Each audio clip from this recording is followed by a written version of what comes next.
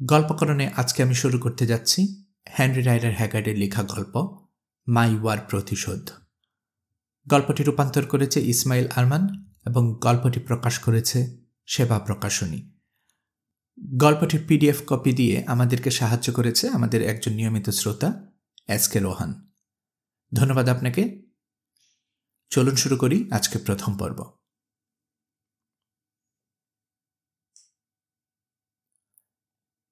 তিন সিংহ আর জিমজিমের মৃত্যুর করুণ কাহিনী যেদিন আমাকে শুনিয়েছিলেন অ্যালান কোয়াটারমেন, তার প্রায় এক সপ্তাহ পরের কথা। সারাদিনের শিকার শেষে একসঙ্গে বাড়ি ফিরছিলাম আমরা। ইয়র্কশায়ারে বিশাল এক এস্টেট আছে মিস্টার কোয়াটারমেনের, পুরো 2000 একর জায়গা। এর মধ্যে 100 একর জুড়ে ঘন জঙ্গল, শিকার করার জন্য একেবারে আদর্শ। 2 বছর হলো এই এস্টেটে উঠেছেন তিনি।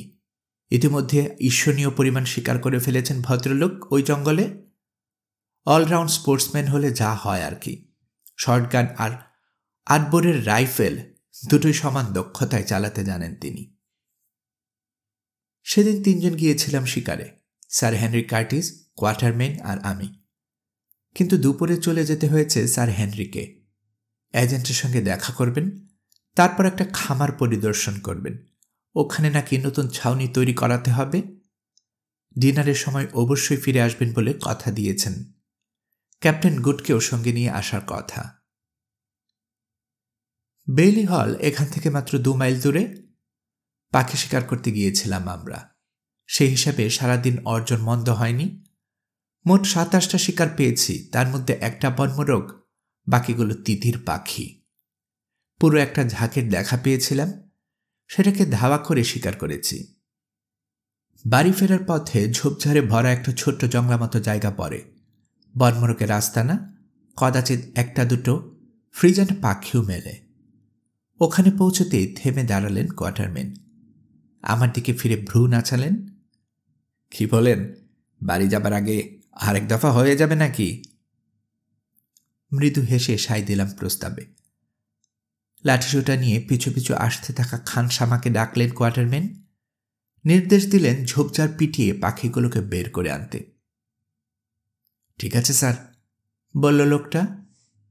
কিন্তু আধার নেমে আসছে, বাতাসও বইছে জোরে।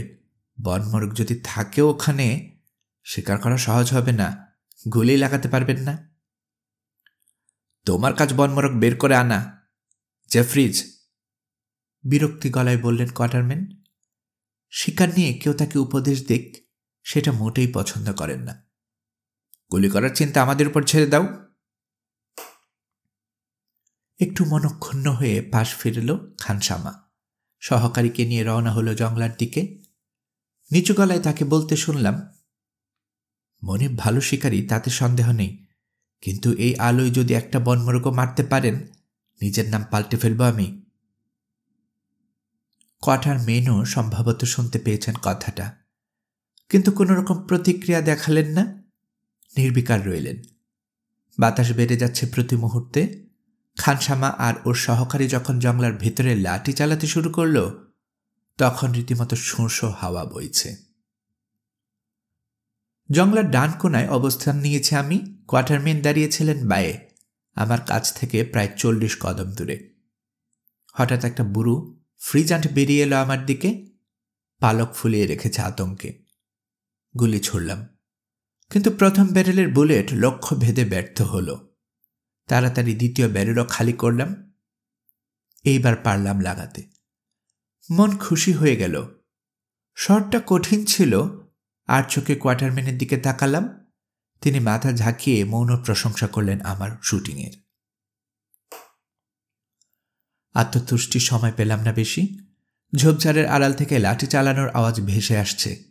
সেই সঙ্গে শোনা গেল খানসামা আর ওর সহকারীর হইচই। সামনে দিয়ে আসছে, বাইরে দিয়ে আসছে, তৈরি থাকুন স্যার, ওই তো উড়ে যাচ্ছে। উত্তেজনায় দম বন্ধ করে ফেললাম। মাথা তুলতেই চোখে পড়ল একটা পাখি। বাতাসে ভর করে বিদ্যুৎ বেগে পালিয়ে যাবার চেষ্টা করছে। আলোক স্বল্পতার কারণে ওটার নড়াচড়া ঠিকমতো ঠাহর করতে পারলাম না। গাছপালার উপর দিয়ে ডানা ঝাপটানোর আবছা চিহ্ন দেখেছি, সেটাই ভরসা। আন্দাজের উপর টিপে দিলাম ট্রিগার। পাখিটার ডানায় একটু কাঁপুনি উঠল, তবে গায়ে লাগল না বুলেট। তাড়াহুড়ো করে আবার গুলি চালালাম, লাভ হলো না। আমাকে পেরিয়ে বাম দিকে উড়ে গেল ওটা। কি কোয়ার্টারম্যান? চেঁচিয়ে উঠলাম। আপনার দিকে যাচ্ছে পাখিটা। আড়াল থেকে মাথা বের করে উকি দিলাম। কোয়ার্টারম্যান ওটাকে ঘায়েল করতে পারে কি না দেখার ইচ্ছে। মনে মনে অবশ্য ধরে রেখেছি ব্যর্থ হবেন তিনি। যত দক্ষ শিকারী হোক, এই প্রায় অন্ধকার পরিবেশে উড়ন্ত একটা পাখির গায়ে গুলি লাগানো অসম্ভব একটা কাজ। রাইফেলটা কাঁধে ঠেকিয়ে একটু বাঁকা হতে দেখলাম কোয়ার্টারম্যানকে। দুটো শিকার তার দৃষ্টিসীমায়। আমাকে ফাঁকি দিয়ে পালিয়ে যাওয়া পাখিটা আর ঝোপ ভেঙে তার দিকে ছুটে আসা আরও একটা। প্রায় একই সঙ্গে চেঁচালো খানসামা, আরেকটা উড়ে যাচ্ছে স্যার। জংলার উপর দিয়ে তৃতীয় একটা পাখিকে ডানা ঝাপটাতে দেখতে পেলাম আমি।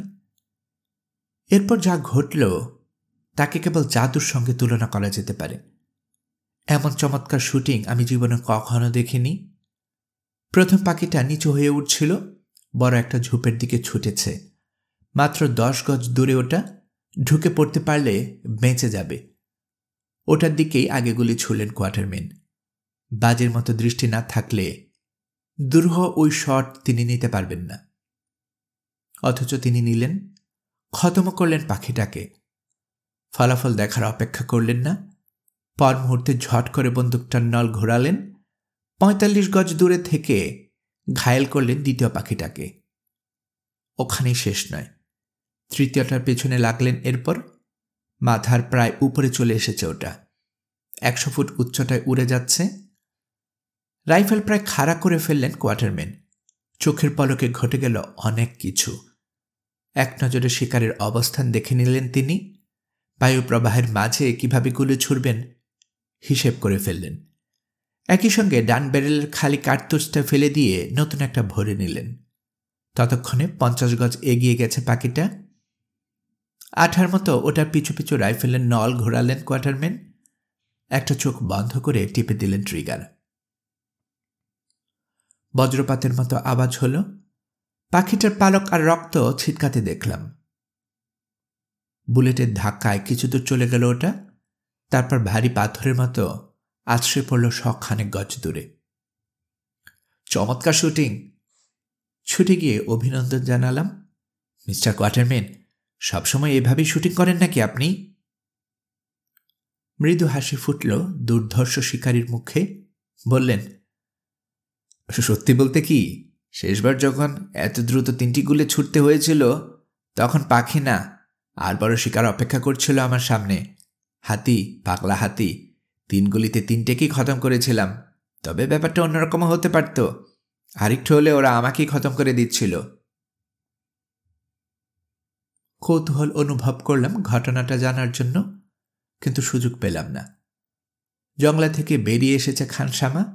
কাছে এসে মনিবকে জিজ্ঞেস করল, একটাও কি শিকার করতে পেরেছেন স্যার? গলার স্বরে বোঝা গেল ইতিবাচক জবাব আশা করছে না। পেরেছি জেফ্রিজ, নির্বিকার কণ্ঠে জবাব দিলেন কোয়ার্টারম্যান। হই যে ঝোপের কাছে একটাকে পাবে, আর একটা পাবে ওদিকে 50 গজ দূরে। বিস্মিত হয়ে হাঁটা শুরু করল খানসামা। তাকে পিছন থেকে ডেকে ফেরালেন তিনি। জেফ্রিজ, দাঁড়াও, মাঠে যেতে হবে তোমাকে। ওই যে একটা পাথর দেখতে পাচ্ছ 100 গজ দূরে, ওঠার পাশে আরেকটা পাখিকে পড়ে থাকতে দেখবে। চুয়াল ঝুলে পড়ল খানসামার। কিছু বলতে চাইল, কিন্তু তোতলানোর শব্দ ছাড়া বেরোল না মুখ দিয়ে অন্য কিছু। হতভম্ব ভঙ্গিতে উল্টো ঘুরল সে। চলে গেল পাখিটা আনতে। হাসতে হাসতে বাড়ি ফিরলাম আমরা। যথাসময়ে ডিনারের জন্য এসে গেলেন স্যার হেনরি কার্টিস আর ক্যাপ্টেন গুড। দ্বিতীয়জন বেশ সাজ পোশাক পরে এসেছেন। আটো একটা স্যুট পরেছেন, কারুকাজ করা। অমন স্যুট আগে কোনোদিন দেখিনি আমি। ওয়েস্টকোটে গোলাপি প্রবালের 5টা বোতামও লক্ষ্য করেছি। জম্পেশ খাওয়া দাওয়া হলো। হালকা মেজাজে আছেন এলেন কোয়ার্টারম্যান। রসিক মানুষ তিনি। খুব মজা করে জেফ্রিজকে বোকা বানানোর গল্প শোনালেন সবাইকে। আজই প্রথম নয়, আগেও নাকি এমন ঘটেছে অনেকবার। ক্যাপ্টেন গুডের মুখেও শুনলাম শিকার বিষয়ক বিভিন্ন অভিজ্ঞতার গল্প। এরই মধ্যে একটা হলো কাশ্মীরে পাহাড়ি ছাগল শিকারের কাহিনী। টানা 4 দিন নাকি ওগুলোকে ধাওয়া করেছিলেন তিনি। পঞ্চম সকালে ছাগলের পালের নাগালে পৌঁছান ভদ্রলোক। বুড়ো এক সর্দার ছিল ওতে। বাঁকানো শিংগুলো এত বড় আর মোটা যে ক্যাপ্টেন বাড়িয়ে বলেছিলেন কিনা সন্দেহ জাগল মনে। পালে আরও কিছু ছিল, 5-6টা মাদির ছাগল। পাথর সারির আড়ালে হামাগুড়ি দিয়ে ওগুলোর 200 গজের মধ্যে যান ক্যাপ্টেন গুড। তারপর রাইফেল তাক করেন বুড়ো সর্দারের দিকে। এরপরই ঘটল আরেক ঘটনা। কাছের পাহাড় সারির আড়াল থেকে বেরিয়ে এলো আরও কয়েকজন অধিবাসী। ঘুরতে বেরিয়েছে ওরা। মানুষগুলোকে দেখেই আতঙ্কিত হয়ে পড়ল পাহাড়ি ছাগলের পাল। মাদি ছাগলগুলো ছুটে পালিয়ে গেল বড় একটা পাথরের ওপাশে, ক্যাপ্টেন গুডের নাগালের বাইরে। কিন্তু বুড়ো সর্দার ধরল অন্য কঠিন এক পথ। বিশাল এক পাহাড়ি ফাটল ছিল কাছে, পুরো 30 ফুট চওড়া। সেদিকে ছুটে গেল ওটা। ফাটলের কিনারায় পৌঁছে লাফ দিল, অন্য পাশে চলে যাবার চেষ্টা। শূন্যে থাকতেই প্রাণীটাকে গুলি করলেন গুড, ওখানে খতম করলেন। বাতাসে পাক খেল ছাগলের দেহ, পড়ে যেতে শুরু করল। ফাটলের ভেতর পড়ল না ওটা, পড়ল না ফাটলের ওপাশেও, বরং পাক খেয়ে ফাটলের দেয়ালে আছড়ে পড়ল। বড় বড় শিংগুলো গেঁথে গেল তাতে। পুরো ছাগলটাই দর্শনীয় এক বস্তুর মতো ঝুলতে থাকল ওখানে। পরে গুড অনেক কষ্টে একটা দড়ির ফাঁসের সাহায্যে উঠিয়ে আনেন ওটাকে। অদ্ভুত এই শিকারী কাহিনী শুনে হেসে উঠলাম সবাই। বলা বাহুল্য, এমন আজগুবি গল্প বিশ্বাস না হবারই কথা। একটু যেন মনক্ষুণ্ণ হলেন ক্যাপ্টেন গুড। গুমরা মুখে বললেন, বেশ, আপনারা যদি আমার গল্প বিশ্বাস নাই করেন তাহলে নিজেই একটা গল্প বলুন, হোক না সত্য কিংবা বানানো। কথা দিচ্ছি আমি অন্তত মশকরা করব না কারো গল্প নিয়ে। চেয়ারে হেলান দিয়ে চুপ হয়ে গেলেন তিনি। মিস্টার কোয়াটারম্যানের দিকে তাকালাম আমি। বললাম, স্যার বলুন কিছু একটা। ক্যাপ্টেন গুডের কাছে হেরে যাবেন নাকি? বিকেলেই তো 3টা হাতিমারের কথা বলছিলেন, ওই গল্পই না হয় শোনান আমাদেরকে। খানিকক্ষণ চুপ করে রইলেন কোয়াটারম্যান, তারপর বললেন, কি আর বলবো, গুডের গল্পকে টেক্কা দেবার ক্ষমতা নেই আমার। আর হ্যাঁ, ওটাকে পুরোপুরি অবিশ্বাসও করছি না। কার্টিজ, মনে আছে আপনার, মার্টিনি রাইফেল দিয়ে 300 গজ দূর থেকে গুডকে জিরাফ শিকার করতে দেখেছি আমরা। ওর পক্ষে সবই সম্ভব।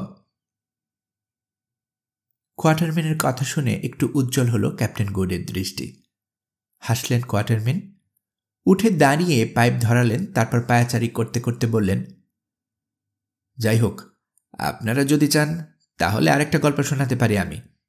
সেদিন 3 সিংহের গল্প শুনিয়েছি আপনাদের, কিভাবে সিংহীর হাতে জিমজিমের মৃত্যু হলো, তারপর ওকে রুটির বস্তায় ভরে কিভাবে কবর দিলাম, তা তো জেনেছেন ইতিমধ্যে। এখন যে গল্প শোনাবো তা ঘটেছিল ওই ঘটনার পরেই। শুরু হলো অ্যালেন কোয়াটারম্যানের কাহিনী। পাঠকদের সুবিধার্থে তার জবানবন্দিতেই ওটা তুলে দিচ্ছে নিচে। সেই অভিজ্ঞতার পর বেশ নাড়া খেলাম। ভাবলাম অন্তত কটা দিনের জন্য থিতু হব। তাই পরিচিত এক লোকের সঙ্গে ব্যবসায় নেমে পড়লাম। ঠিক করলাম প্রিটোরিয়ার একটা দোকান দেব, স্রেফ নগদে বেচাকেনা হবে ওখানে, বাকির কারবার থাকবে না। আমাদের চুক্তিটা এমনভাবে হয়েছিল যাতে আমি পুঁজির যোগান দেব আর ও দেবে অভিজ্ঞতা। কিন্তু আমাদের এই পার্টনারশিপ বেশি দিন টিকল না। বোয়ার জাতের মাঝখানে ব্যবসা করতে গেলে যা হয় আর কি, নগদ দাম মেটাতে চাইল না কেউই। ফলে 4 মাসের ব্যবসা শেষে দেখা গেল আমার হয়েছে অভিজ্ঞতা আর আমার পার্টনারের হয়েছে পুঁজি, মানে টাকা। এই ঘটনার পরে টের পেলাম ব্যবসা বাণিজ্য আসলে আমার জন্য নয়। খামোখা ওসবের সঙ্গে নিজেকে জড়াতে গিয়ে মস্ত ভুল করেছি। হাতে 400 পাউন্ড অবশিষ্ট ছিল, তা দিয়ে আমার ছেলে হ্যারিকে পাঠিয়ে দিলাম নেটালের এক বোর্ডিং স্কুলে। আর প্রয়োজনীয় রসদপত্র কিনে আমি নিজে বেরিয়ে পড়লাম নতুন অভিযানে। এই দফায় বহুদূর যাব বলে ঠিক করেছি, আগে যেখানে কোনোদিন যাইনি। অল্প কিছু ভাড়ার বিনিময়ে এক সওদাগরি জাহাজে উঠে পড়লাম। ডারবান থেকে চলে গেলাম ডেলাগুয়াত বেতে। ওখানে পৌঁছে 20 জন কুলি জোগাড় করলাম। স্থলপথে রওনা হয়ে গেলাম অজানার উদ্দেশ্যে। ইচ্ছে উত্তর দিকে যাব, লিম্পোপের অভিমুখে। উপকূল থেকে 150 মাইল সমান্তরালে একটা পথ ধরলাম, এগিয়ে চললাম সামনে। যাত্রার প্রথম 20 দিন খুব কষ্টে কাটল। কুলিদের অনেকে আক্রান্ত হলো জ্বরে। আমার অবশ্য কিছু হয়নি। কেন যেন জ্বর হয় না আমার খুব একটা। খাবার দাবারও বেশ অসুবিধে হলো। মাংস পাওয়াই গেল না বলতে গেলে। যদিও জনবিরল এলাকার মাছ দিয়ে এগুচ্ছি, কিন্তু শিকার পাচ্ছি না একদম। বড় কোনো পশু দেখতে পেলাম না ধারে কাছে। সত্যি বলতে কি, প্রথম কিছুদিনে জল হরিণ ছাড়া আর কিছু মারতে পারছি বলে মনে পড়ে না। তাতেও লাভ কি? আপনারা হয়তো জানেন, জল হরিণের মাংস মোটেই সুস্বাদু নয়। যাই হোক, 20 দিন কেটে যাবার পর বড় একটা নদীর তীরে পৌঁছালাম আমরা। গনুরু ওটার নাম। ওটা পেরিয়ে এলাম। তারপর এগোতে থাকলাম আকাশ ছোঁয়া এক সারি পর্বতমালা লক্ষ্য করে। দূর থেকে পাহাড়গুলোর নীলচে চূড়া দেখতে পাচ্ছিলাম আমরা, যেন স্বর্গকে স্পর্শ করছে। ওই পর্বতমালা আমার বিশ্বাস নেটাল উপকূলের ডেকেন্সবার্গ মাউন্টেন রেঞ্জের বর্ধিত অংশ। মূল রেঞ্জ থেকে বিশাল এক বাহু 50 মাইল পর্যন্ত প্রসারিত হয়ে আছে উপকূলের দিকে, থেমে গেছে নিঃসঙ্গ এক উঁচু পাহাড়ের কাছে গিয়ে। পর্বতমালার এই বাহুতে দুটো আদিবাসী গোত্রের খোঁজ পাই আমি। সর্দারের নাম নালা আর ওয়াম্বে। উত্তরের এলাকা ওয়াম্বের দখলে, দক্ষিণ অংশটা নালার। হিংস্র স্বভাবের একদল জুলুকে শাসন করে নালা। ওদেরকে বলা হয় বুটিয়ানা। ওয়াম্বের গোত্র অনেক বড়, ওটার নাম মাটুকু। ওদের মাঝে বান্টু জাতির বৈশিষ্ট্য লক্ষ্য করা যায়। উদাহরণ দিলে ব্যাপারটা পরিষ্কার হবে। এই যেমন ওদের কুড়ে ঘরে দরজা আর বারান্দা আছে, লোমওয়ালা চামড়া ব্যবহার করে না, পরিষ্কার করে নেয়। তাছাড়া স্থানীয় মোচার বদলে কৌপিন পরে। যতদূর বুঝলাম, বুটিয়ানারা মাটুক জাতির অধীনে আছে। 20 বছর আগে অতর্কিত হামলা চালিয়ে ওদের মেরুদণ্ড ভেঙে দেওয়া হয়েছে। আমরা যখন গেলাম তখন অবশ্য অনেকটাই ঘুরে দাঁড়িয়েছে ওরা, কিন্তু উন্নতির গতি বড়ই মন্থর। বোঝা গেল মাটুকুদের মোটেই পছন্দ করে না বুটিয়ানারা। যাবার পথে শুনেছিলাম ওয়াম্বের এলাকার সীমানায় পাহাড়ের ঢাল আর গোড়ার ঘন জঙ্গলে প্রচুর হাতি পাওয়া যায়। ওয়াম্বের ব্যাপারেও শুনেছি অনেক কিছু, একটাও ভালো কথা নয়। জেনেছি পাহাড়ের ধারে একটা বিশাল বাড়িতে থাকে সে, ওটা নাকি দুর্গের মতো সুরক্ষিত। আফ্রিকার সবচেয়ে নিষ্ঠুর সর্দার হিসেবে কুখ্যাতি আছে লোকটার। 7 বছর আগে একদল ইংরেজ গিয়েছিল তার এলাকায় হাতি শিকার করতে। ওদেরকে নাকি আটক করে ঠান্ডা মাথায় খুন করেছিল ওয়াম্বে। আমার এক পুরনো বন্ধু ছিল ওদের গাইড হিসেবে, নাম জন এভারি। ওর মৃত্যুর খবরে আমি খুব কষ্ট পেয়েছিলাম। যত কিছুই হোক, ওয়াম্বের ভয়ে পিছু হটবার বান্দা নই আমি। হাতি শিকার করবই, এমন একটা জেদ চেপে গিয়েছিল মনে। স্থানীয় আদিবাসীদেরকে কোনো কালেই ভয় পাইনি আমি। নতুন করে তা শুরু হবার ইচ্ছে নেই। আমার একঘেয়েমির কথা আপনারা হয়তো জানেন, তাই ঠিক করেছিলাম কপালে যদি জন এভারির ভাগ্য লেখা থাকে তা বরণ করে নেব। মরণ ঠেকানোর তো উপায় নেই কোনো, কাজে যতক্ষণ পারি মনের আশ মিটিয়ে হাতি শিকার করি না কেন। পর্বতমালা দেখা পাবার 3 দিন পরে আমরা ওর পাদদেশে পৌঁছালাম। তখনও নদীর ধারা অনুসরণ করে এগোচ্ছি। অদ্ভুত এক দৃশ্য ওটা। ঘন জঙ্গলে গভীর ক্ষতের মতো চিরে নেমে এসেছে ওটা পাহাড়ের গা বেয়ে। খুব শীঘ্রই আমরা ওয়াম্বের এলাকায় পা রাখলাম। কুলিদের সঙ্গে এ নিয়ে বেশ একচুট হয়ে গেল আমার।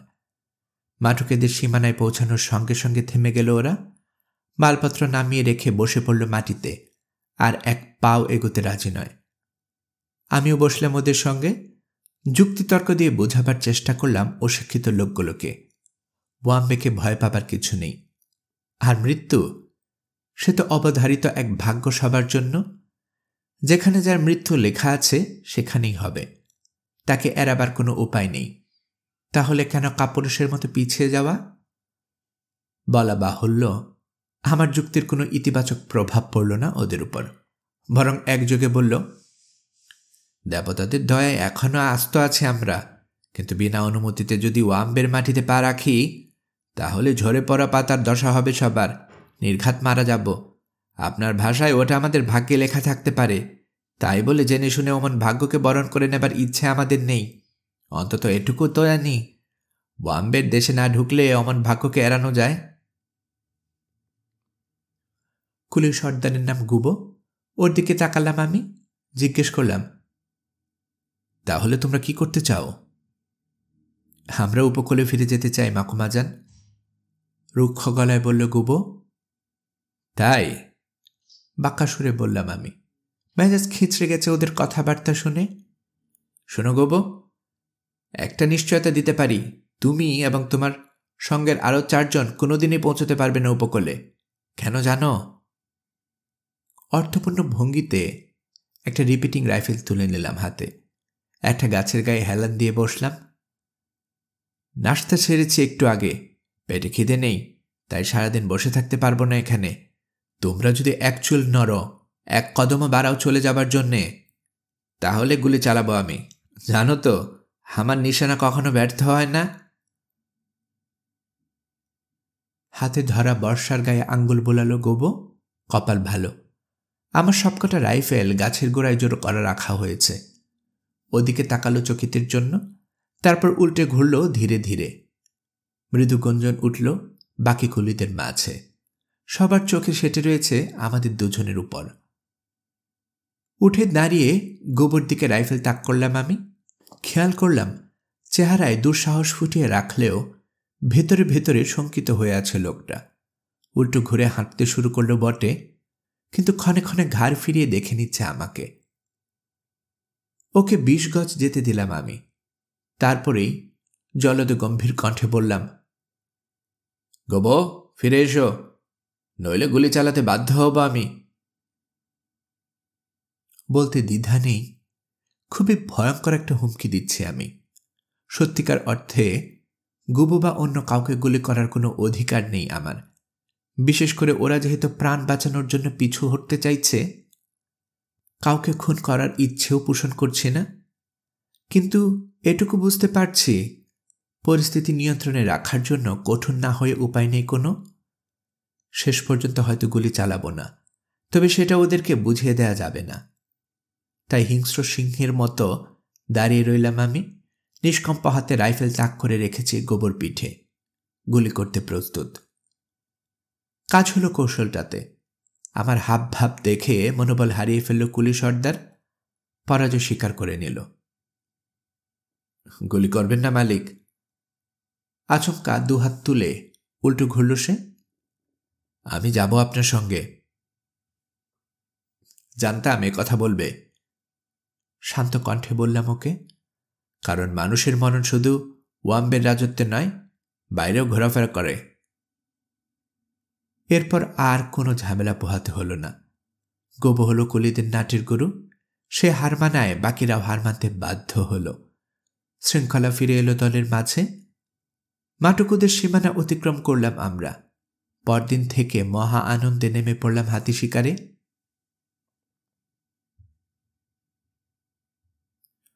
উঁচু যে পাহাড়টার কথা বলেছি, সেটার 5-6 মাইলের মধ্যে চলে গেলাম আমরা। অদ্ভুত সুন্দর এক জায়গায় দেখা পেলাম ওখানে। কুকুয়া ল্যান্ডের বাইরে আফ্রিকার অমন প্রকৃতি আগে কখনো দেখিনি। পর্বতমালার বাহু ওখান দিয়ে প্রায় সমান্তরাল ভাবে চলে গেছে বিশাল মাউন্টেন রেঞ্জের দিকে। উত্তর আর দক্ষিণে যতদূর দৃষ্টি যায় সবখানে মেঘে ঢাকা উঁচু নিচু পর্বত শৃঙ্গ। বিশাল অপূর্ব এক বাঁক সৃষ্টি হয়েছে পাহাড় সারির এলোমেলো অবস্থানের কারণে। 5 মাইল থেকে 30 মাইল পর্যন্ত তার পরিধি। অর্ধচন্দ্রাকৃতির এই সমতলের মাঝখান দিয়ে চলে গেছে একটা নদী। সূর্যের আলোয় চিকচিক করছে পানিতে। নদীর অপর পাশে ধীরে ধীরে উঁচু হয়ে উঠেছে জমি, পাহাড়ি ঢালে পরিণত হয়ে মিশে গেছে পর্বতমালার সঙ্গে। ঝোপঝাড় আর নানান রকম গাছপালায় ঢাকা সেই জমি। সবুজের সমারোহ সবখানে। ঘাসে ঢাকা তৃণভূমিও আছে এখানে সেখানে। আছে ছোট বড় নানান আকারের বৃক্ষরাজি। দাঁড়িয়ে আছে ছোট ছোট টিলা, কোনোটা মাটির পাথরের, কোনোটা আবার নিরেট গ্রানিটের। দৃষ্টি ভ্রম জাগে, মনে হয় বুঝি মানুষের হাতে তৈরি হয়েছে ওগুলো। বিরাট কোনো সমাধি ফলকের মাথা তুলে রেখেছে হারিয়ে যাওয়া অতীতের সাক্ষী হয়ে। সুন্দর এই সমভূমির সীমানায় রয়েছে নিঃসঙ্গ সেই পাহাড়। ওটার পাশ দিয়ে পর্বতমালার বাহু চলে গেছে উপকূলের দিকে। কতদূর পর্যন্ত তা কেউই জানে না। স্থানীয় লোকজনের কাছে শুনেছিলাম ওটা ধরে টানা 8 দিন এগুলে অভিশপ্ত এক জায়গায় পৌঁছানো যায়। আজ পর্যন্ত ওখান থেকে কেউই ফিরে আসেনি।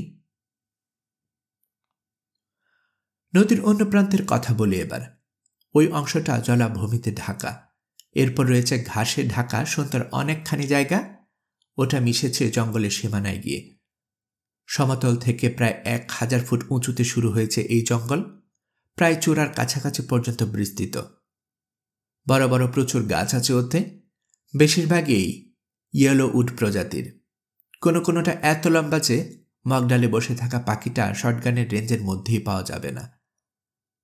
আরেকটা অদ্ভুত বৈশিষ্ট্য হল প্রায় প্রতিটি গাছই ঢাকা পড়ে আছে অর্চিলা নামের শ্যাওলায়। ওই শ্যাওলা থেকে স্থানীয় আদিবাসীরা এক ধরনের গাঢ় বেগুনি রং তৈরি করে। নিজেদের অস্ত্রশস্ত্র আর পোশাক আশাকে মাখায় সে রং। সে এক অদ্ভুত দৃশ্য। বিশাল বিশাল মহিরুহ ঢাকা পড়ে আছে শ্যাওলার মতো নগণ্য পরজীবীতে। গাছের চেহারাই পাল্টে গেছে তাতে। যাই হোক, গোবর সঙ্গে যেদিন কথা কাটাকাটি হলো সে রাতে ওই জঙ্গলের ধারে পৌঁছে ক্যাম্প করলাম আমরা। পরদিন ভোরের আলো ফুটতেই বেরিয়ে পড়লাম শিকারের আশায়। শুকনো খাবার দাবার ছিল সঙ্গে, কিন্তু মাংস ছিল না। তাই সবার আগে একটা বুনো মোষ শিকার করব বলে সিদ্ধান্ত নিলাম। জঙ্গল আর তৃণভূমিতে অভাব নেই ওগুলোর। ক্যাম্প থেকে 8 মাইল যেতেই পায়ের ছাপ দেখতে পেলাম। বুঝলাম ওখান দিয়ে বুনো মোষের একটা বিরাট পাল নিয়মিত চলাচল করে নিচের ঘেঁষো জমিতে যাবার জন্য। ট্রেলটা ধরে এগোতে শুরু করলাম। বাতাস সামনে থেকে বইছে, কাজেই আমার গায়ের গন্ধ পশুগুলোর নাকে পৌঁছানোর ভয় নেই। দ্রুত পা চালালাম। মাইলখানেক যেতে ঘন হতে শুরু করলো জঙ্গল। ট্রেইলের অবস্থা দেখে বুঝতে পারলাম শিকারের কাছাকাছি পৌঁছে গেছি। আরও 200 গজের মতো এগুলে ঝোপঝাড় এত পুরো হয়ে উঠল যে মোষের পালের তৈরি করা পথটা না থাকলে সামনে বাড়াই মুশকিল হয়ে যেত। আমার হাতে এক্সপ্রেস রাইফেল, গোবো আর একটা 8 বোর রাইফেল নিয়ে এগোচ্ছে। সঙ্গে আরও 2-1 জন কুলিকে নিয়েছি, আমাদেরকে অনুসরণ করছে। হঠাৎ পেকে বসল ওরা, আর এগোতে রাজি হলো না। যুক্তি দেখালো বিপদে পড়লে এই ঘন জঙ্গল ভেদ করে পালাবার উপায় নেই। তার ছেলের ভঙ্গিতে ওদেরকে বললাম, ভয় পেলে ফিরে যেতে পারে, তবে গোবোকে নিয়ে আমি একাই এগোব। একটু যেন লজ্জা পেল ওরা। মাথা নেড়ে জানালো ভীতু নয় ওদের কেউই, আমাদের সঙ্গেই থাকবে। আরও 50 গজ এগোলাম। বনের ভেতর একটা ফাঁকা জায়গা দেখতে পেলাম। আড়াল থেকে নজর বোলালাম ওখানে, কিন্তু একটা মোষও চোখে পড়ল না। পায়ের ছাপ আর বীজটার দাগ থেকে বোঝা গেল ওখানে পৌঁছে পালটা ছড়িয়ে পড়েছে। এক একটা মোষ চলে গেছে এক এক দিকে। এক সারি ট্র্যাক বেছে নিয়ে নতুন করে পিছু নিলাম। ফাঁকা জায়গাটা পেরিয়ে আবার ঢুকে পড়লাম গাছপালার ভেতরে। 60 গজের মতো যেতেই থমকে দাঁড়ালাম। টের পেলাম পশুগুলোর ঘেরাওয়ের মধ্যে পড়ে গেছি। যদিও ঘন ঝোপের কারণে কিছুই দেখতে পাচ্ছি না। বাঁয়ে কয়েক গজ দূর থেকে ভেসে এলো গাছের গায়ে মোষের শিং খসার আওয়াজ। ডান দিকে শোনা গেল চাপা গড়গড়। সম্ভবত বুড়ো একটা ষাঁড় ওটা। দম বন্ধ হয়ে এলো উত্তেজনায়। পা টিপে টিপে এগোলাম ওদিকে। খুবই সাবধানে প্রতিবারে পা ফেলার আগে দেখে নিচ্ছি শুকনো ডালপালা পড়ে আছে কিনা। থাকলে সরিয়ে নিচ্ছি। কিছুতেই শিকারকে সতর্ক হতে দেব না। আমার পিছু পিছু থাকল গোবো আর ওর 2 সঙ্গী। সবার মুখ ভয়ে শুকিয়ে গেছে। হঠাৎ আমার পা স্পর্শ করল গোবো। ঘাড় ফেরাতেই ওকে বাম দিকে আঙ্গুল তুলে দেখালাম। মাথা উঁচু করে সাবধানে উকি দিলাম ঝোপের উপর দিয়ে। চোখে পড়ল মাংসাল ঘাড়, মাথা আর চোখা দুটো শিং। বিশাল এক মদ্দা বুড়ো মোষ আমাদের কাছ থেকে বড়জোর 15 কদম দূরে দাঁড়িয়ে আছে। গোবর কাছ থেকে 8 বড় রাইফেলটা নিয়ে মোষের ঘাড়ের কাছে লক্ষ্য স্থির করলাম। এক গুলিতে ওটা শির দ্বারা ভেঙে দেবার ইচ্ছে, কিন্তু ট্রিগার চাপার আগেই নড়ে উঠল পশুটা। ক্লান্ত হয়ে গেছে বোধ হয়, হাঁটু গেড়ে বসে পড়ল ঝোপঝাড়ের মাঝে। অসহায় বোধ করলাম। এই পজিশন থেকে গুলি ছোড়া সম্ভব নয় আর। ঝোপের কারণে মোষের শরীর আমার দৃষ্টিসীমার আড়ালে পড়ে গেছে। উঠে দাঁড়িয়ে একটা চেষ্টা নেওয়া যায়, তবে তাতে সমস্যা আছে।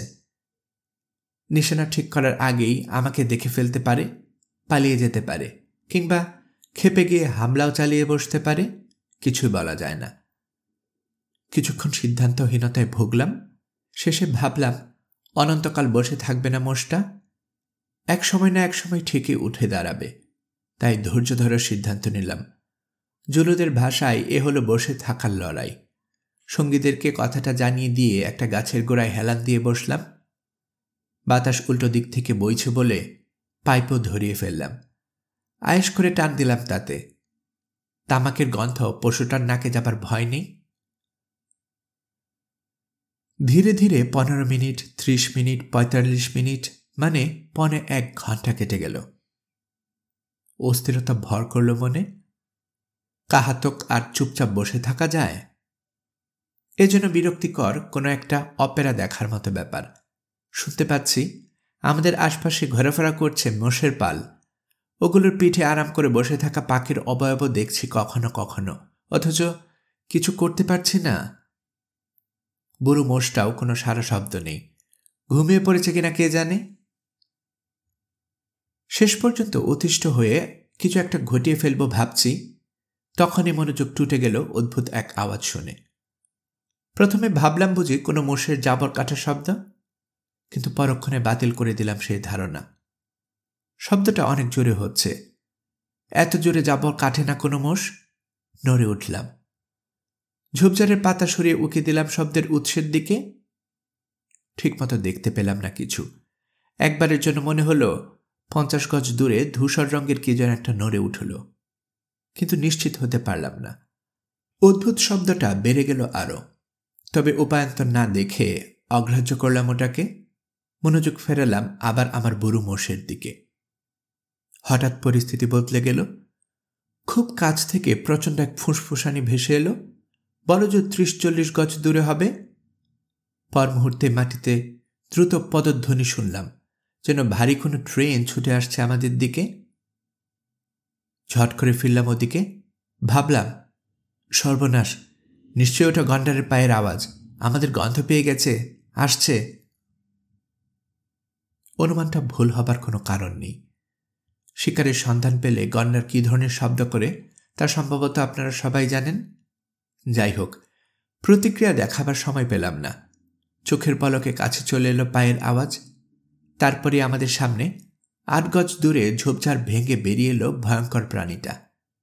কি তার চেহারা, কি তার ভয়ঙ্কর আক্রোশ, তা বলে বোঝাতে পারবো না আপনাদের। বিশাল এক শিং তার নাকের ডগায়, চোখের তারার পরিষ্কার খুনের নেশা। পাইপের গন্ধ পেয়েছে নাকি আমাদের গায়ের গন্ধ পেয়েছে তা বলা মুশকিল। শুধু এতটুকুই বুঝতে পারছি, ক্ষেপে গেছে ভীষণ। ঘটনার আকস্মিকতায় চলৎ শক্তি হারালাম। উঠে দাঁড়াতে পারলাম না। রাইফেলটা পর্যন্ত পারলাম না উঁচু করতে। সময়ও নেই হাতে। শেষ মুহূর্তে বাঁচার তীব্র আকুতিতেই সম্ভবত গড়ান দিলাম একটা। যতটুকু পারলাম সরে গেলাম গন্ডারের পথ থেকে। আমার প্রায় শরীরের উপর দিয়ে ছুটে গেল প্রাণীটা। ওর গায়ে তীব্র বোটকা গন্ধ ঝাপটা মারল নাকে। আজও সেই গন্ধ ভুলতে পারিনি। একটা খুরের আঘাতে প্যান্টের কিনারা ছিঁড়ে উরুর ছাল চামড়া উঠে গেল, তবে মারাত্মকভাবে আহত হলাম না। আমার পিছনে ছিল কুলিরা। ওদের দিকে এবার ছুটে গেল গন্ডার। শোয়া অবস্থা মাথা তুলে শঙ্কিত দৃষ্টিতে তাকালাম ওদের দিকে। প্রথমজন অনেকটা আমার ভঙ্গিতে মাটিতে ঝাঁপিয়ে পড়ে প্রাণ বাঁচালো।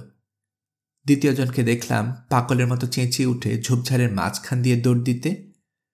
তৃতীয়জন কুলির সর্দার, গোবর কপাল এত ভালো হলো না। তরাক করে উঠে দাঁড়ালো বটে, কিন্তু তারপরে মূর্তির মতো জমে গেল। মাথা নিচু করে ছুটে যাচ্ছিল গন্ডারটা। ওর দুপায়ের মাঝখান দিয়ে ঢুকিয়ে দিল শিং। পায়ের স্পর্শ পেতেই এক ঝটকায় উপরে তুলল মাথা। বাতাসে উবে গেল গুবো। শূন্যে এক চক্কর খেল। পলকের জন্য তার চেহারা দেখতে পেলাম। আতঙ্কে চোখ দুটো যেন কোঠর ছেড়ে বেরিয়ে আসবে। আত্মচিৎকার বেরিয়ে এলো বেচারার গলা চিরে। বাতাসে ডিগবাজি খেল। আবার পড়তে শুরু করল। তবে মাটিতে পড়ল না, পড়ল গন্ডারের পিঠে। প্রচণ্ড একটা ধাক্কা খেয়ে সেখান থেকে ছিটকে পড়ে গেল এক পাশে। কপাল ভালো ওর, উল্টো ঘুরল না জানোয়ারটা। গতি অক্ষুণ্ণ রেখে দুর্দার করে চলে গেল ঝুপঝাড় ভেঙে। সমস্যার তখনও শেষ হয়নি। গোলমালের শব্দে ঘুম ভেঙে গেছে বুড়ো মোষের। তরাক করে উঠে দাঁড়ালো ওটা। অবাক চোখে তাকালো আমাদের দিকে। আর তখনই ওটার কাছে পৌঁছে গেল গন্ডার। অবলা পশুটা কিছু বুঝে ওঠার আগেই শিং দিয়ে প্রচণ্ড এক আঘাত হানল। গড়ান খেয়ে মাটিতে পড়ে গেল মোষ। ওটার উপর দিয়ে লাফিয়ে চলে গেল গন্ডার, হারিয়ে গেল ঘন জঙ্গলের ভেতরে। পর মুহূর্তে পুরো জায়গাটা জ্যান্ত হয়ে উঠল আতঙ্কিত মোষের পালের চেঁচামেচিতে। খুরের শব্দ শুনলাম। পরিমরি করে পালাতে শুরু করেছে ওগুলোর স্ট্যাম্পিড হওয়া গরুর মতো। আহত মোষটাও আর্তনাদ করতে করতে উঠে দাঁড়িয়েছে। খোঁড়াতে খোঁড়াতে পালাবার চেষ্টা করছে একদিকে। বিড়বিড় করে প্রার্থনা করলাম একটাও যেন এদিকে না আসে। পাগলা মোষের সামনে পড়লে আর বাঁচার কোনো উপায় থাকবে না। প্রার্থনা সম্ভবত কাজ হলো। আমাদের উপর হুমড়ি খেয়ে পড়ল না কোনো প্রাণী। ধীরে ধীরে খুরের আওয়াজ মিলিয়ে গেল। উঠে বসলাম। চারদিকে চোখ বোলালাম আমার সঙ্গী সাথীদের অবস্থা দেখার জন্য। এক কুলিকে দেখলাম গাছের উপর চড়েও গেছে। গোবর কাছে গেলাম। ব্যথায় ককড়াচ্ছে সে, কিন্তু আঘাত গুরুতর মনে হল না। কিন্তু তৃতীয় কুলি, যে ঝোপের মাছ দিয়ে পালাতে চেয়েছিল, তার অবস্থা খারাপ। কান্নার শব্দ পেয়ে কাছে গেলাম ওর। দেখলাম কাটা ঝোপের বড় একটা ডাল ওর কোমরের মাংস ভেদ করে আটকে গেছে। কাছেই আহত মোষটা রয়েছে। পালাতে পারেনি। সম্ভবত আমার কলির উপরেই রাগ মেটাতে চাইছে। ঝোপের মাছ দিয়ে শিং দোলাতে দোলাতে এগিয়ে আসছে প্রাণীটা হিংস্র ভঙ্গিতে। নষ্ট করার সময় নেই। তাড়াতাড়ি আমার 8 বোরের রাইফেলটা কুড়িয়ে নিলাম। ওটা কাঁধে ঠেকিয়ে নিশানা ঠিক করলাম মোষের ঘাড়ের উপর। চকিতের জন্য দেখতে পেলাম ওটার আঘাত। গন্ডারের সিংহের গুতোয় পেটে বিরাট এক গর্ত সৃষ্টি হয়েছে। ওঝোর ধারায় বেরিয়ে আসছে রক্ত। আমি গুলি না করলেও রক্তপাতে খুব শীঘ্রই মারা যাবে ওটা। ট্রিগার চাপলাম। রিকয়েলের কারণে অস্ত্রটা সামান্য ঝাঁকি খেল, তবে তা অনুভব করলাম না। শুধু দেখলাম মোষটার ঘাড়ের কাছে রক্ত মাংস ছিটকে রয়েছে। আর্তনাদ করে শুয়ে গেল পশুটা। মাটিতে পড়ে পা ছুটছে। ওটা শির দ্বারা ভেঙে দিয়েছে 8 বোরের বুলেট। দাপাদাপি করতে করতে এক সময় থেমে গেল দেহটা। জীবন বেরিয়ে গেছে। গোবো ততক্ষণে ব্যথা শুয়ে নিয়েছে। উঠে এসে সাহায্য করল আমাকে। দুজনে মিলে আহত কুলিকে বের করে আনলাম ঝোপের ভেতর থেকে। ক্ষতস্থান বেঁধে দিলাম ছেঁড়া কাপড় দিয়ে। গলা ছেড়ে দেবতাকে ডাকতে শুরু করল লোকটা। বলল ওপরওয়ালার সুনজর আছে তার উপর, তিনি রক্ষা করেছেন, নইলে আজ নির্ঘাত মারা যেত সে। এসবে তেমন বিশ্বাস নেই আমার। 8 বোরের রাইফেলটা জীবন বাঁচিয়েছে ওর, অদৃশ্য কোনো শক্তি নয়। কৃতজ্ঞতা আমার প্রতি প্রকাশ করলে বেশি খুশি হতাম। অবশ্য মুখে এসবের কিছু বললাম না। যে যার ধর্ম বিশ্বাস নিয়ে থাকুক, তাতে আমার কি। আহত কুলিকে পাঠিয়ে দিলাম ক্যাম্পে। সঙ্গী সাথীদেরকে নিয়ে আসবে মোষটাকে কেটে কুটে নিয়ে যেতে। এরপর আমি ভাবতে বসলাম বুনো ওই গন্ডারটাকে নিয়ে। ভেতরে ভেতরে একটু রাগ অনুভব করছি। আমার সুন্দর সকালটা মাটি করে দিয়েছে ও। এর প্রতিদান না দিলেই নয়। মনের মধ্যে কি চলছে সেটা গোবুকে বুঝতে দিলাম না। দিলে সমস্যা হবে। গন্ডারের গুঁতো খেয়ে ওর মনে স্থির বিশ্বাস জন্মে গেছে ওয়াম্বের রাজ্যে সত্যি সত্যি মৃত্যু ঘোরাফেরা করছে। তাই ওকে শুধু ইশারা দিলাম আমার পিছু পিছু আসতে। তারপর গন্ডারের পায়ের ছাপ অনুসরণ করে শুরু করলাম এগিয়ে চলা। দেখা গেল ঝোপঝাড় ভেঙে বনের ভেতরে ফাঁকা জায়গাটায় গেছে জানোয়ারটা। ওখানে পৌঁছে গতি একটু কমিয়েছে। আড়াআড়ি ভাবে পেরিয়েছে জায়গাটা। তারপর আবার ঢুকে পড়ল জঙ্গলে। হাবভাবে মনে হলো নদী আর বনের মাঝখানে উন্মুক্ত প্রান্তরের দিকে গেছে ওটা। মাইলখানেক যাবার পর আমরাও ওখানে বেরিয়ে এলাম। দূরবীন বের করে খুঁটিয়ে খুঁটিয়ে দেখলাম গোটা প্রান্তর। প্রায় 1 মাইল সামনে আবছা একটা আকৃতির মতো চোখে পড়ল। নিশ্চয়ই গন্ডারটা। 1.25 মাইল এগোলাম ওদিকে, আবার দূরবীন লাগালাম চোখে। এবার বুঝতে পারলাম গন্ডার না, স্রেফ একটা পিঁপড়ের ডিভি। তাহলে গন্ডারটা গেল কোথায়?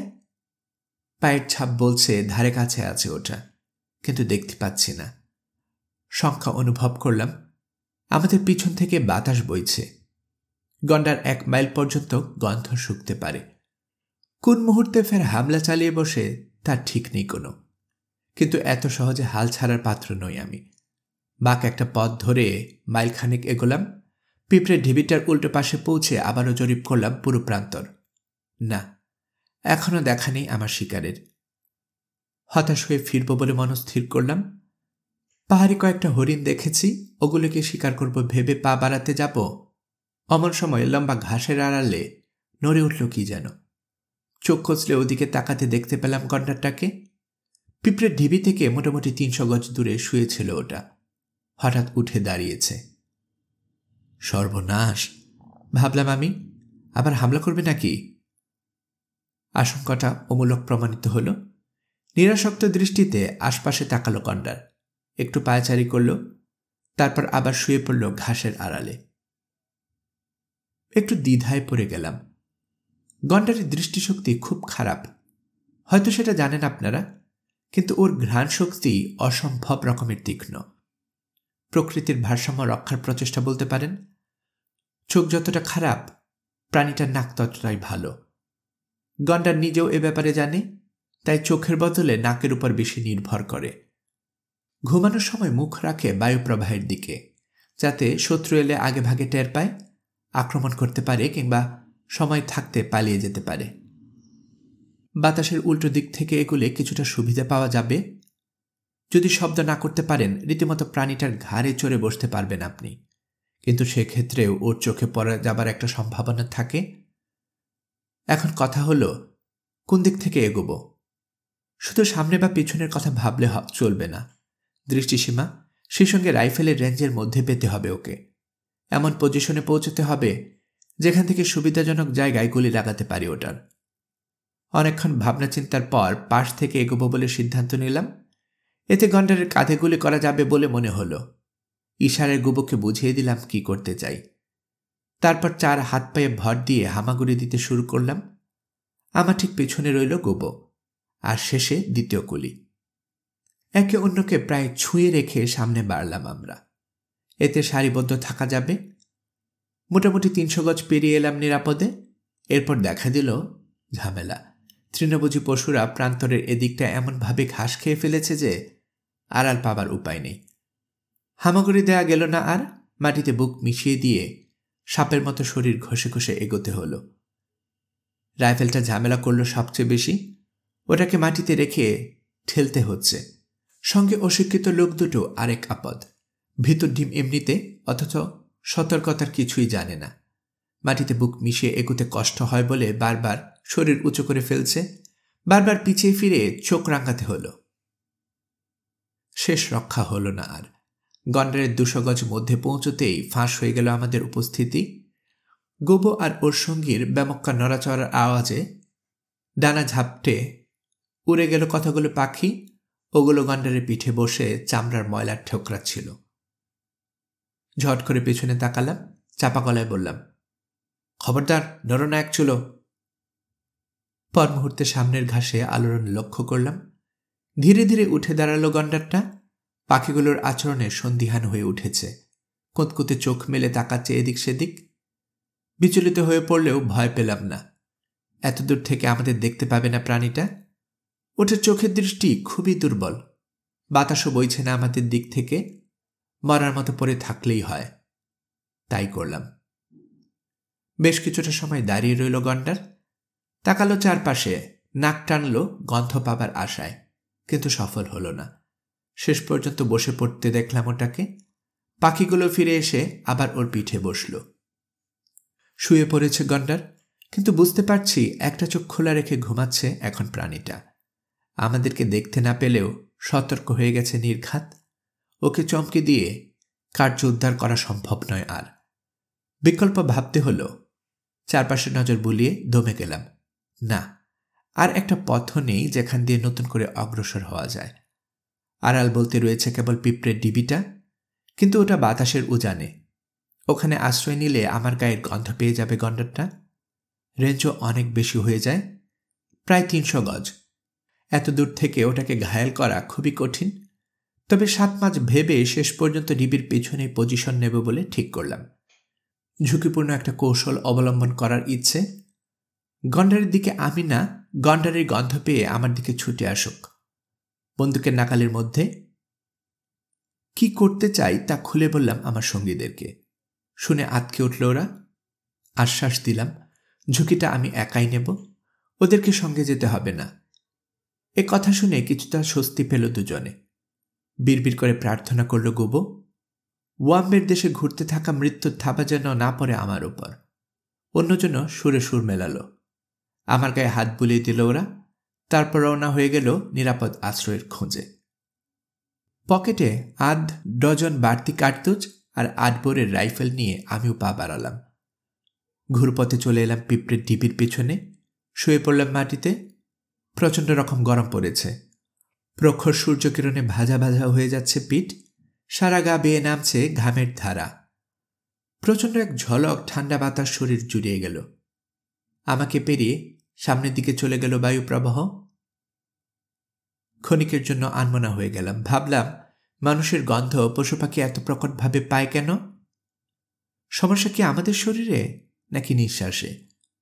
আজও জানতে পারিনি জবাবটা। যাই হোক, সংবিত ফিরে পেলাম হঠাৎ। শিকারের মুহূর্তে মনোযোগ নষ্ট হতে দেয়া যাবে না, মনে করিয়ে দিলাম নিজেকে। রাইফেল বাগিয়ে ডিবির পাশ দিয়ে উকি দিলাম সামনে। যা ভেবেছিলাম তাই। আমার গন্ধ পেয়ে চঞ্চল হয়ে উঠল গন্ডার। ঘাসের আড়াল থেকে উঠে দাঁড়ালো তরাক করে। অস্থিরতা লক্ষ্য করলাম ভাবভাবে। কয়েক সেকেন্ড পরেই এগুতে শুরু করলো গন্ধের উৎস লক্ষ্য করে।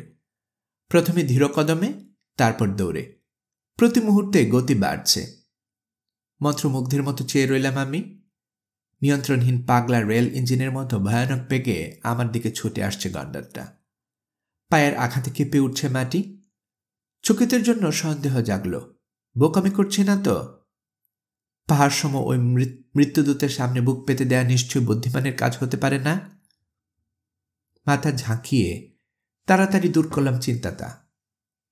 এখন আর পিছিয়ে আসার সময় নেই। নার্ভাসনেস কাটিয়ে হাঁটু গেড়ে বসলাম। বন্দুকটা তাক করলাম সামনে। অপেক্ষা করছি প্রাণীটার দু চোখ দেখতে পাবার জন্য। তার আগে গুলি করব না। সেটাই শিকারের নিয়ম। যেন অনন্তকাল অপেক্ষা করতে হলো। তারপর এলো গন্ডার। 40 গজ দূর থেকে দুপায়ের মাঝখানে বুক বরাবর গুলি ছড়লাম আমি। ভারী বুলেটের ধাক্কায় ভীষণভাবে কেঁপে উঠল প্রাণীটা। মুখ থুবড়ে পড়ল মাটিতে। ভাবলাম সব শেষ, কিন্তু না। আমাকে অবাক করে দিয়ে আবার উঠে দাঁড়ালো ওটা। নতুন করে ধেয়ে এলো আমাকে লক্ষ্য করে। এবার আগের চেয়ে উন্মুক্ত, মাথা নিচু করে রেখেছে সিংহের গুতায় আমাকে ছিন্ন ভিন্ন করে দেবার জন্য। অস্থির হলাম না। রাইফেল উঁচু করে অপেক্ষায় থাকলাম।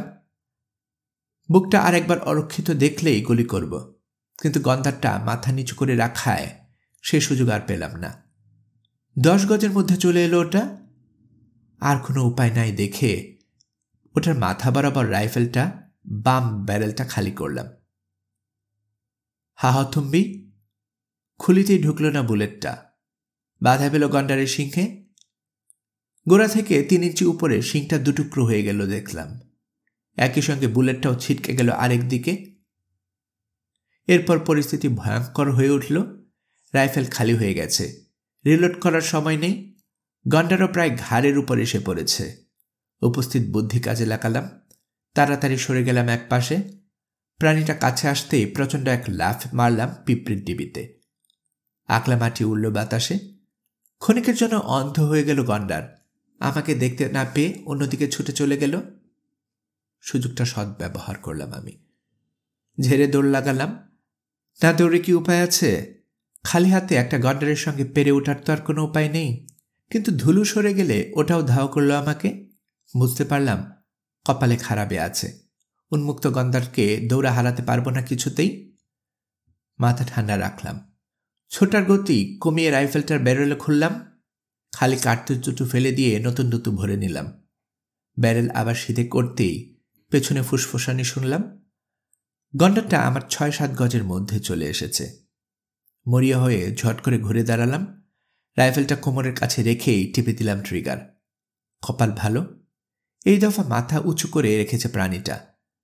বুলেট গিয়ে লাগলো বুকের প্রথম আঘাতের ঠিক ৩ ইঞ্চি উপরে। চামড়া ভেদ করে সোজা ফুসফুসে সে দিয়ে গেল।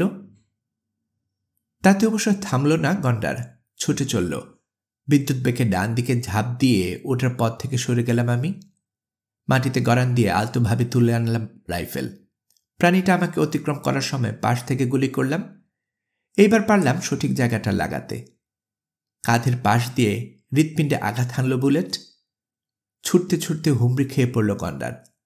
মরণ আর্তনাদ ছাড়ল, কাঁপতে শুরু করল দেহ। একটু পর নিস্তেজ হয়ে গেল। প্রাণহীন দু চোখ ড্যাব ড্যাব করে তাকিয়ে থাকলো আমার দিকে। শব্দ করে নাক ঝাড়লাম আমি। গন্ডারের লাশের পাশে গিয়ে ধপ করে বসে পড়লাম। হাঁপড়ের মতো ওঠানামা করছে বুক, কিন্তু আনন্দও অনুভব করছি। এক সকালের শিকারে ব্যক্তিগত অর্জন মন্দ হয়নি।